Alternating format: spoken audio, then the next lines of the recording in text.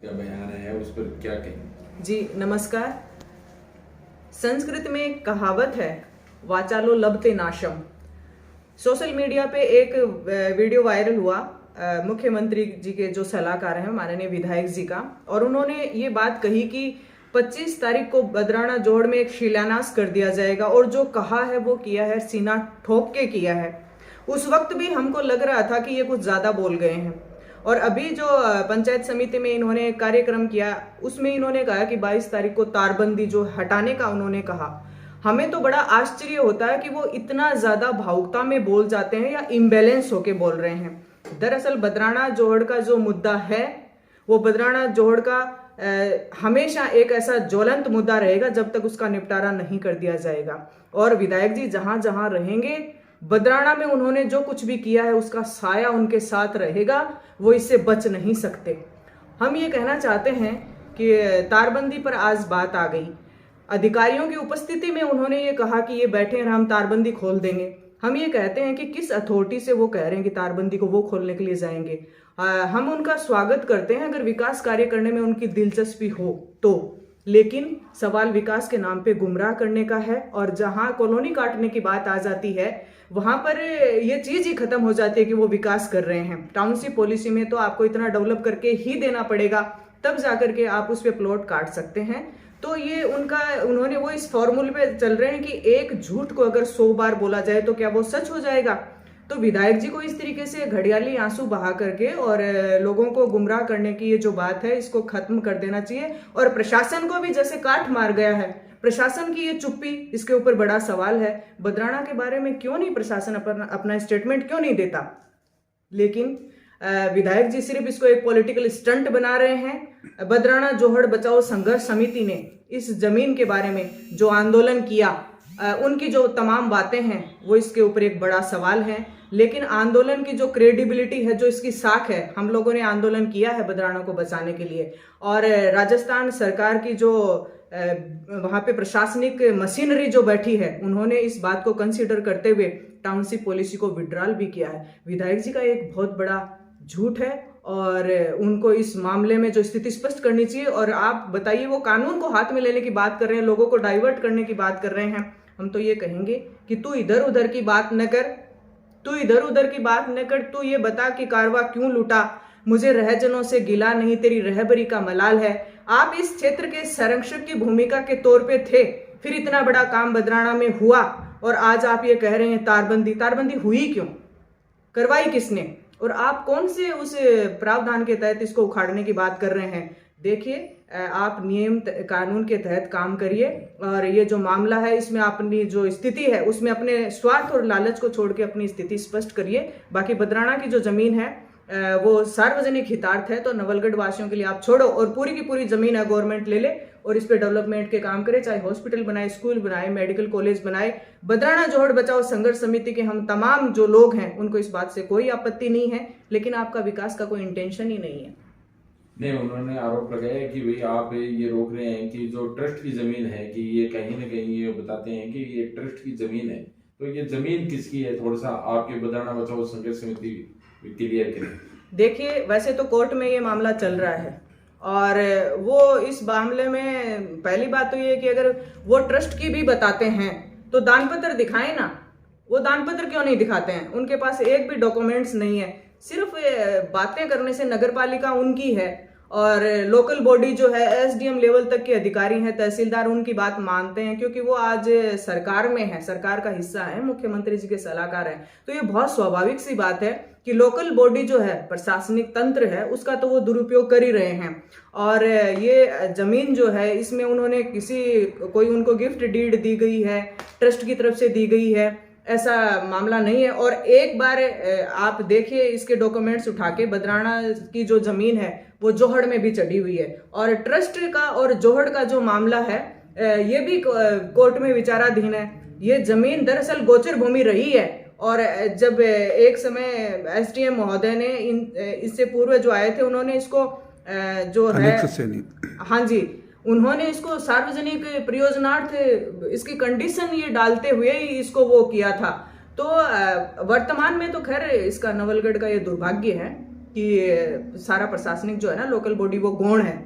और हम तो जब इसमें प्रशासनिक स्तर पे प्रदेश में जब बात करी तो सच में नवलगढ़ का दुर्भाग्य है कि अभी जो वर्तमान में एसडीएम है ना उनको तो अपने प्रशासनिक दायित्वों का ज्ञान ही नहीं है। तो इन्होंने नवलगढ़ में तो लुटिया डुबो दी, उनको तो विधायक जी के इशारों पे काम करने के अलावा कोई उनका नहीं है।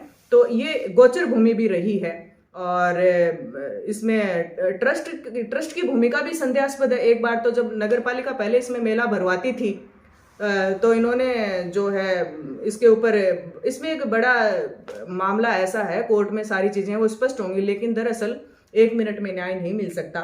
लेकिन राजनीतिक संरक्षण ऐसा आप देखो कि बहुत बार देखने को मिला है, बहुत स्टेट्स में ऐसा आपको देखने का मिल जाएगा कि जो चीजें कोर्ट में विचाराधीन होती हैं, जमीनों के मामले होते हैं, उनका क्या पॉलिटिकल जो प्रोटेक्शन है राजनीतिक संरक्षण से और उनका दुरुपयोग करते हुए, राज का दुरुपयोग करते हुए उन जमीनों को खुर्द बुर्द कर दिया जाता है। तो इन लोगों का भी बदराना में 100% यही इंटेंशन है कि जब तक सरकारें हैं हमारी और कोर्ट का फैसला आएगा तब तक तो इसको खुर्द बुर्द कर लेना चाहते। तो बदराना जोड़ बचाओ संघर्ष समिति ने इसी बात का तो संघर्ष किया है कि लोग जागरूक हैं, डेमोक्रेटिक वे से इस तरह की चीजों को रोकने का आंदोलन एक सशक्त जरिया होता है। और बद्रीनाथ जोड़ बचाओ संघर्ष समिति के तमाम साथियों को मैं इस बात का साधुवाद देती हूँ कि उन्होंने लोकतांत्रिक अधिकार का प्रयोग करते हुए भी और इनको बैकफुट पे खिसकाया है और सरकार को भी झुकना पड़ा है।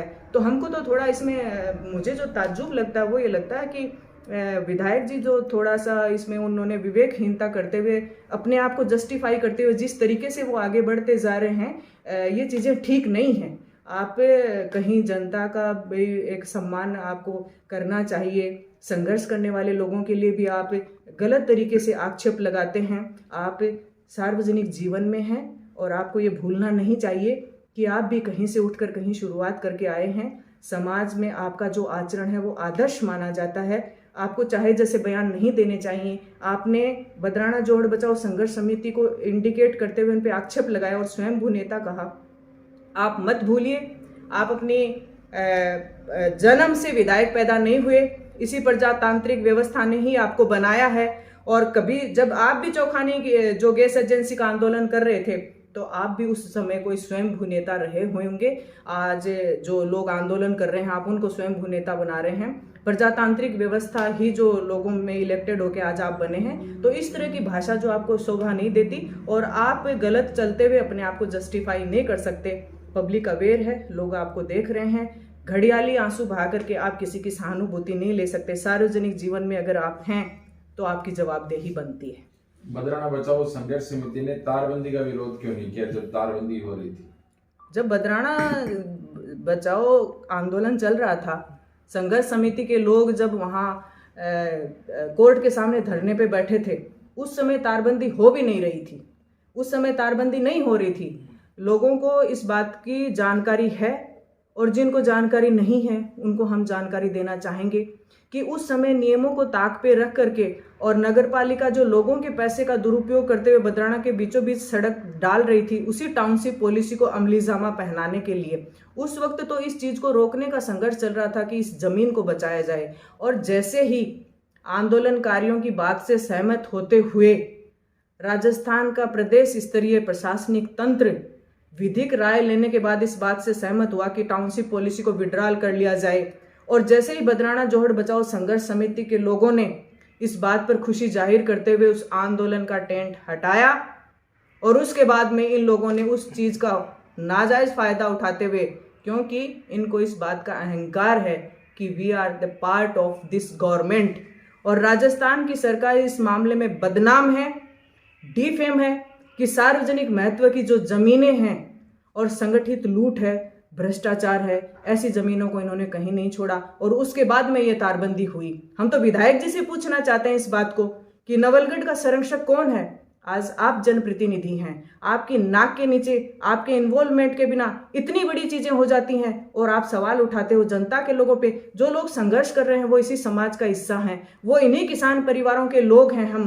आप किस पे सवाल उठा रहे हैं? आज व्यवस्था को बनाए रखने का और प्रोटेक्शन देने का काम नवलगढ़ में आपका है, लेकिन आप सवाल उठा रहे हैं उन्हीं आंदोलनकारियों पे जिन्होंने अन्याय के खिलाफ संघर्ष किया। और इस नवलगढ़ की आन बान शान और बदराना जोहड़ की जमीन नवलगढ़ की शान रही है।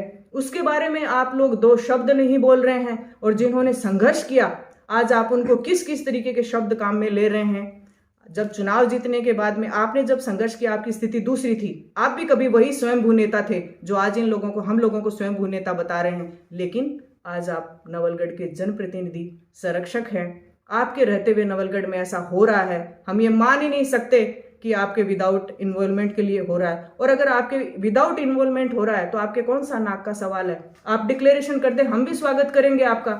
वो क्यों नहीं कह देते इस बात को कि बदराना जोड़ की पूरी जो जमीन है वो गवर्नमेंट ले ले।